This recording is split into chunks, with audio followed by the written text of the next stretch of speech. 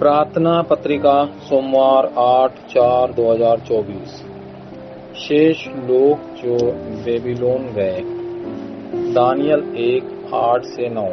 लेकिन दानियल ने शाही भोजन और शराब से खुद को अशुद्ध न करने का संकल्प लिया और उसने मुख्य अधिकारी से खुद को इस तरह से अशुद्ध न करने की अनुमति मांगी। जिन क्षेत्रों में अवशेष आम तौर पर जाते हैं वे उनके स्कूल, घर, दोस्त और चर्च है। हालांकि क्षेत्र में अच्छे काम होते हैं लेकिन कठिनाइयां भी हो सकती हैं। हालांकि उन समयों के दौरान कई अवशेष उनसे बचने की कोशिश करते हैं। ऐसा करने से जब आप बाहर जाते हैं तो अवशेष अधिक कठिनाइयों का सामना कर सकते हैं।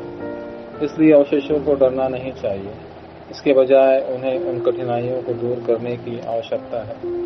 आज के अवशेषों का मतलब उन अवशेषों है जो बेबीलोन गए थे।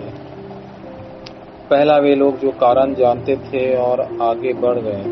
बेबीलोन के अवशेष के लोग थे जो वहां इसलिए गए क्योंकि उनके कारण पता था। क्योंकि सुसमाचार गायब हो गया था इसलिए वे बंदी के रूप में वहां गए। बेबीलोन की शक्तिशाली राष्ट्र ने सोचा कि वे तभी बच सकते हैं जब वे बहुत से लोगों को बंदी बना कर रखें। क्योंकि बेबीलोन के अवशेष जानते थे कि इस्राएल का नाश क्यों हुआ था, इसलिए वे जानते थे कि उन्हें बंदी क्यों बनाया गया था। यही कारण है कि दानियल ने संकल्प लिया।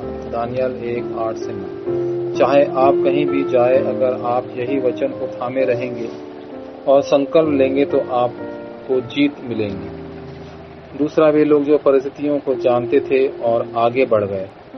ये अवशेष पहले से ही परिस्थितियों को जानते हुए गए थे।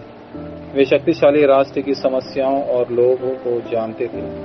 इसमें भी महत्वपूर्ण बात यह है कि वे 2-3-7 राष्ट्रों और 5000 जनजातियों के क्षेत्र थे।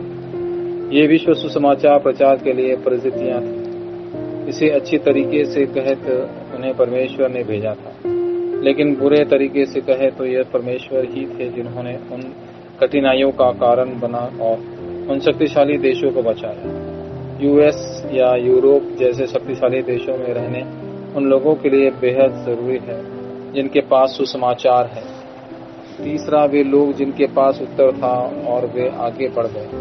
उनके पास उत्तर था और वे आगे बढ़ गए। इसके अलावा उस उत्तर के साथ उन्होंने संकल्प लिया। परमेश्वर ने उन्हें राजा के समान भी खड़ा किया, क्योंकि वैश्वीकरण केवल राजा नबूकदनेस्सर के सामने खड़े होने से ही हो सकता था, जिसने दुनिया पर शासन किया था।